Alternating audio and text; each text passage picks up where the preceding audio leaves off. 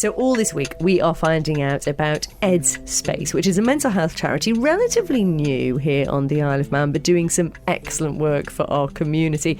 I mean, you did recently hold a session, didn't you, to try and encourage more volunteers? Are you still on the lookout for people to get involved?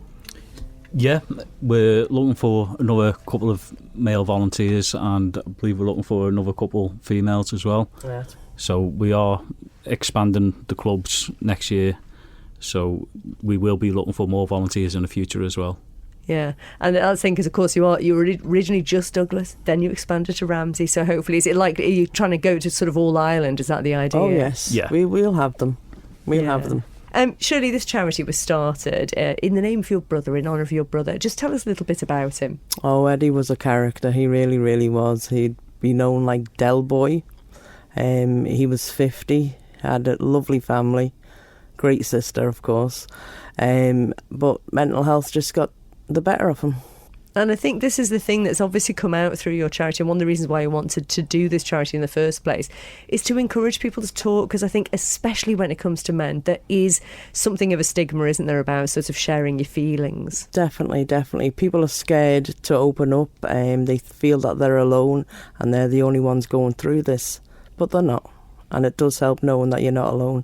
Oh, I love your dedication. And you know what? To see the response you're getting from both men and women, I mean, it must mean a lot to you, especially, Shirley, when you think of Ed and just think, you know, this is what we're doing and this is the difference we're making. It must really touch your heart. Yeah, I remember talking to my dad not so long ago, and he was struggling, and I said, if you look at Ed as a donor, Eddie has died, and it is absolutely heartbreaking. Our lives will never be the same. But he's now helping people turn their lives around and get the help. So he is a donor, and that's how I look at it, and that's how I cope with it. That is such a beautiful thing to say. It really is, and I hope you're super proud of you saying that, I'm sure. And Dan, I mean, it is a relatively new charity, but it seems to have been received really well from the get-go, which I guess unfortunately means that people do need the service, but you're clearly making a difference. We've had just over 500 men through the doors in the clubs in Douglas and Ramsey, and the ladies group is really gathering momentum as well. So some of the groups, we can have up to 26 men sat in a circle. They're from all different backgrounds. There's nobody who's not being affected by mental health. Do you know, it's interesting because when we started this new Charity of the Week feature, we put it out there for people and said, who would you like to nominate? You guys, I think, were one of the most nominated charities that we've had. We had so many people message. I'm going to read you some of the ones that came in, actually. So, for instance, Mark said, doing amazing things within the Manx community, raising awareness of mental health, trying to defeat the stigma, run by volunteers that never have a day off, trying to grow awareness. And surely that's one of those things that you mentioned at the top of the week there about your volunteers. They just sound like they're a brilliant bunch of people. They are indeed. All walks of life, but we've all got the same goal, to make this island a better place, and we can do it if we all work together. You must have heard some fascinating stories. Fascinating and heartbreaking, but the seeing the difference in them, that's amazing. You can't describe how you can see someone change in 2 hours. And Dan, it's brave of these, especially the guys, to actually turn up for one thing, and then when they get there to open up, because it is difficult, isn't it? It's very difficult, especially as a man as well. It's really hard coming through that door for the first time.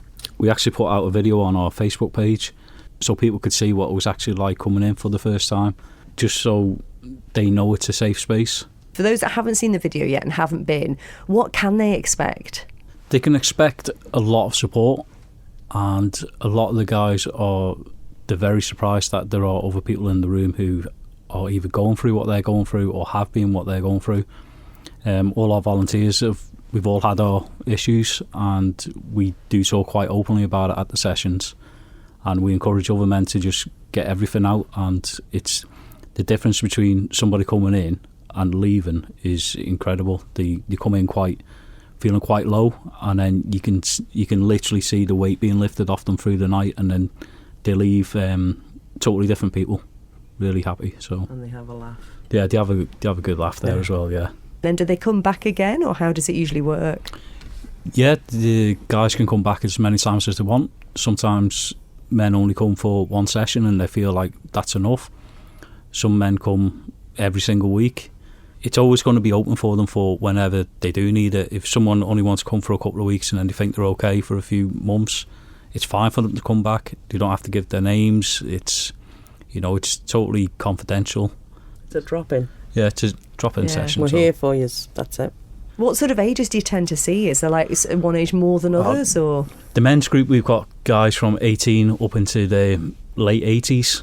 There's no barriers between them. The younger guys can tend to look to the older guys as like a fatherly figure or granddad kind of figure, and they do really support each other. And we're noticing that the guys are supporting each other outside of the sessions as well, which is great to see. So it's forming friendships too. And obviously, Shirley, you have the Women's Talk event now on Tuesdays as well. How is that going? It's going well. We're hitting around 10 a week in Douglas. Ramsey is just open, so it's the numbers are a little bit lower. But it's going really, really good. I don't know if I can say this part, but some weeks were sponsored by Kleenex and some weeks were sponsored by Tenor Lady because we have such a laugh.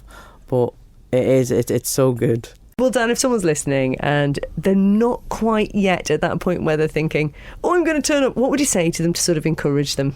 Please just come down, and when you come into the circle, you don't have to talk. There's no pressure to talk. You can just pass the ball along. It really does make a difference. I know some guys, it's taken them 3 or 4 weeks to come through the door, to get the courage to come through. But once they've actually come through the door, they've realised that there's nothing to be scared of, and on the other side of the door is just a load of blokes exactly the same as them who've got their issues, and it literally can be. It's not about guys who are suicidal. It's about guys who've got marriage problems, financial problems, or they can't find jobs, or they're having trouble with the children, or stepchildren. There's so many different aspects to it. It's not just about suicide. It's anything at all that affects your mental health. That's what we're there for. And there are guys sat in that circle who've got shared experience and can give you advice for it. Oh, that's wonderful. I'm guessing it's sort of similar with the women then, a whole range of different backgrounds and challenges that they're going through. Everyone is going through something. So you can come, offload, take that mask off, 2 hours, and just get everything off your chest, because it is so hard to carry it all, and you're not alone. You're really not. There's so many people going through things that they feel so isolated, they can't talk, or they could be surrounded by people but they're still so lonely. Come along to the club. We have cake. I mean, that sells it. Exactly. Do you know, it's a perfect example, isn't it, though? I think sometimes people on the Isle of Man are nervous about sharing because they think, well, everyone knows me. But actually, that's one of our strengths on the Isle of Man, isn't it? And I think the community. That's why we can change this. We can flip this. It doesn't matter if people talk. It really, really doesn't. They don't matter. You matter. So come along, do your thing, get some stuff off your chest. It works. It really does. Well, I think you've sold it. That was absolutely wonderful to hear about it, and congratulations and thank you for doing the work you do, because it's clearly brilliant. I can see why everyone wanted to nominate you. Thank you. So carry on doing what you're doing. Do keep us posted, won't you? And Dan, just remind us again where people can go to find out all the information. You can go to our Facebook pages, which is Ed Space or Ed's Man Club or Women's Talk, and also our website, which is edspace.im. The Charity of the Week, brought to you by Kell Properties.